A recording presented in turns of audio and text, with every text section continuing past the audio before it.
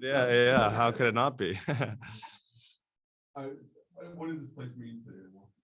Yeah, it means a lot. I mean, it's where I got my start, got my first opportunity, where I met my wife. So I still have family here, so it always means a lot to come back. I have a lot of great memories here, great friends, and there's been a lot of turnover since my first go around here, but you know, uh, obviously the second time I was here, there's still some guys, and get a chance to catch up with them is always really nice. So yeah, certainly has a special place. The last one, so did you see some of the correlation of how these guys were built compared to what other wings are being built right now? I mean, do you see any sort of?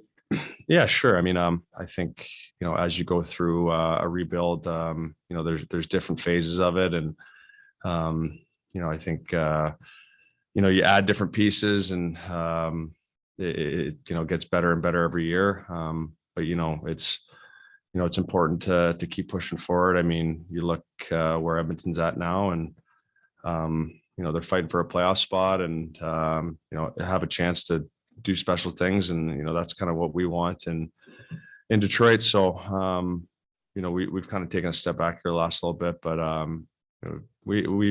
feel like we've grown, and got to keep growing. You were both in the league with daughters. You guys had a young youth as well, I guess, kind of similar to what we were at. When you were young, who were kind of some of those veteran influences that maybe now you were that veteran influence?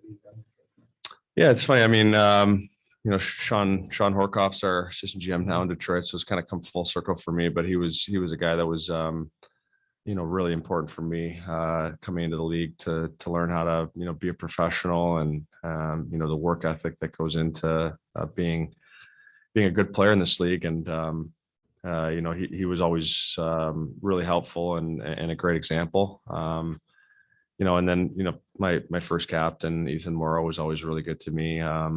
And all of us young guys, let us live in his house. So that's always it's a nice thing. Stevie Steos was another one that I still see every so often. So it's important to have those guys that you can lean on as you go through your first years in the league. I think you play hockey your whole life, but it's a different level coming to the NHL, and you're away from home, and you're on the road all the time, and it's a completely different animal. And to have that veteran support and guys to lean on is really important. How do you see this young group that you have in Detroit? Is it something you're excited about? No, absolutely. I mean, we got a couple guys in the race for the Calder, and it's very well deserved the way they've played this year. They're great players. And then we have other pieces that have really stepped up for us this year, and been really important part of things. So I think you need that as you go along in a rebuild, guys to kind of find other levels in their game, and keep pushing forward, and need veterans there to support them. So I think we're heading in the right direction. The last little bit's been a bit of a struggle. I think there's a lot going on that kind of weighs on guys, but you just got to keep pushing forward and keep trying to get better, and hopefully turn the corner here. With your dad, it's not the first time we've discussed sort of the father-son, but as you continue to go through your career, does he have as much advice for you as he used to have, or is it kind of the same theme from when you were 18 to now? Yeah, I mean, whether you're in your first year in the league or if you're 15th, you go through adversity, you go through struggles, and you need people to lean on. And my dad's always been that for me. I think we talk a little differently to each other now, and you just the relationship.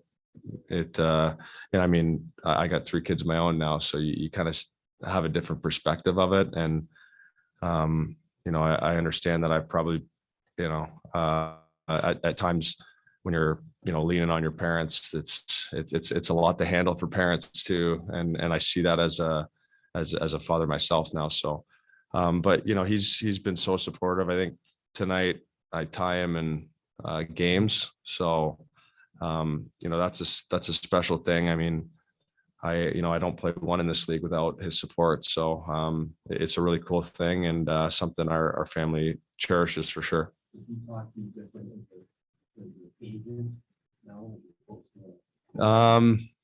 Yeah, I mean, there's different things, like there's times where he puts on his agent hat and times, but when I come to him as needing support or needing help with anything, it's always just as a dad, and it's always the same. So he's been so supportive.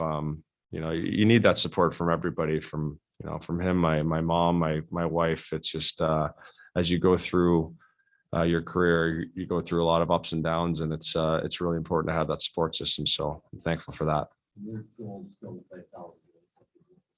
Yeah, well, I don't really put a number on it. I want to play as long as I can. I'm hoping for 1,500, but I want to be realistic. So yeah, I mean, I still enjoy it, and that's the main thing. And I'll play as long as as long as I can, and as long as it doesn't affect kind of my family and my kids growing up and being there as a father for them. So that's my number one priority, is being a good dad and good family man. And then I love the game, and I want to keep playing as long as I can, and keep being around it.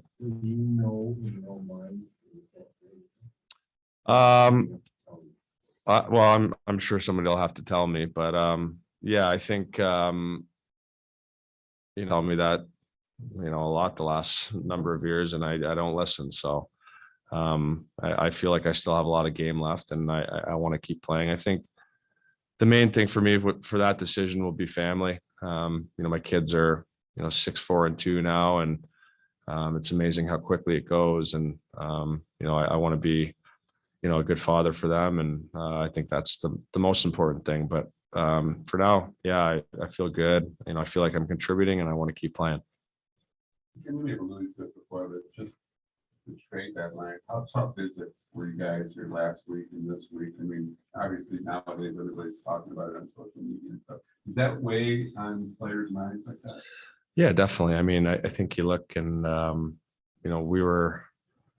we were chasing Boston for a little bit there, and kind of fell off, and it kind of becomes clear that there's going to be some change around the trade deadline, and it affects different guys in different ways. I mean, I've been through it in a lot of different with a lot of different perspectives. I've been through it knowing that I wouldn't be traded, but that friends of mine might be traded, and I've had a couple of years where we've been adding.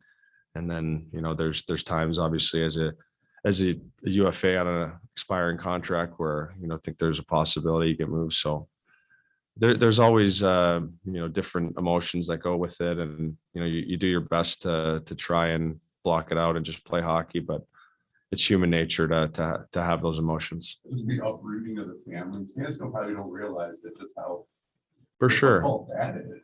For sure. And just, as hockey players, you're in such a routine. You go through the same things every day, whether it be practice day, game day, or an off day. And you just kind of get uprooted with that and go to a different team and different teammates and all that. And then the family stuff too. It's a challenge for guys. And I know, like, just from earlier in my career, seeing different players come and go, and what that does to kind of to a team. It becomes difficult, but it's part of the business that you have to learn to handle and deal with.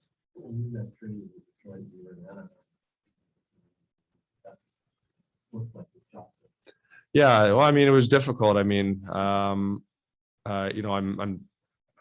thankful for how it's turned out. I've really enjoyed my time in Detroit, and it's given me an opportunity to find a different role for myself. And I'm really grateful for that opportunity. But at the time, certainly, I'd been through kind of a rebuild in Edmonton, and bounced around a little bit, and then I was back, and we had a chance to play in the playoffs, and to get traded right at the deadline, it hurt initially. So, but yeah, I mean, like I said, the opportunity that I've gotten in Detroit, the coaching staff has trusted me in a lot of different situations that I'm really thankful for. And I feel like it's given me an opportunity to grow my game and continue to add value and allowed me to keep playing. So that's what I want to do. And so hopefully continue to play here and hopefully be part of the future.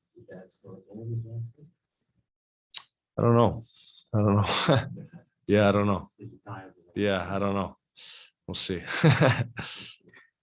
Thanks, Sam. That's it for us this morning. Thanks, everybody.